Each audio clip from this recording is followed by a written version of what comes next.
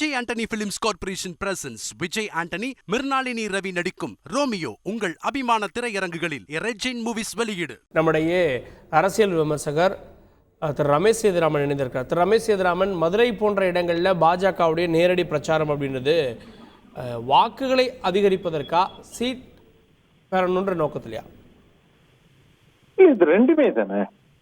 நான் என்ன கேட்கிறேன், இப்ப நீங்க ஒவ்வொரு கான்ஸ்டிடியூன்சி வைஸ் பார்த்தாக்கா ஒவ்வொரு கான்ஸ்டிடியூன்சி ஒரு கட்சிக்கு ஒரு அட்வான்டேஜ் இருக்கும்.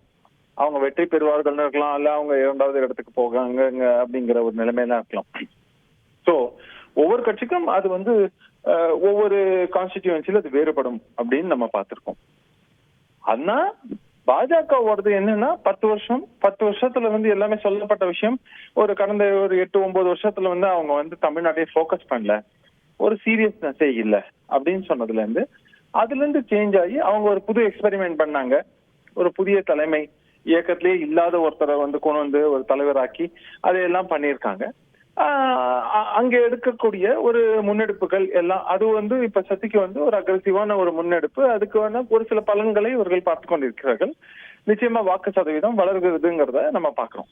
ஆனா அது எத்தனை சீட்டா கன்வெர்ட் ஆகும், ஓவர் நைட்ல ஆட்சிக்கு வந்துருவோமா அப்படிங்கறதெல்லாம் ஒரு பிராக்டிக்கல் ஆஸ்பெக்ட்ல பார்த்தா டைம் எடுக்கும்.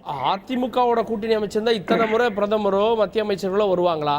ஒரு தனித்து விடப்பட்டதாலதான் இவ்வளவு எஃபர்ட் போடுறாங்களோ?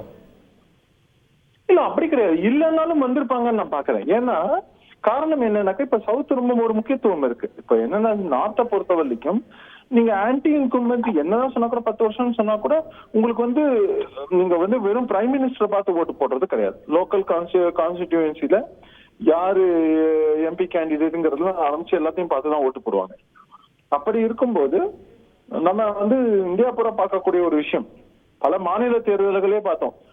மோடியை முன்னிறுத்தி சந்திச்சாங்க, அதுல வெற்றியும் பெற்றாங்க, தோல்வியும் அடைஞ்சாங்க அப்படிங்கறத பாக்குறோம். உதாரணத்துக்கு சொன்னோம்னா கர்நாடகா தேர்தல் கூட எடுத்துக்கலாம் இல்லையா? இந்த மாதிரி ஒவ்வொரு மாநிலம் அது ஸ்ட்ராட்டஜி வேறுபடும். ஆனா அந்த முயற்சிகளை அவங்க விடாம தொடர்ந்து எடுத்துக்கொண்டிருக்கிறார்கள் தான் பாயிண்ட்.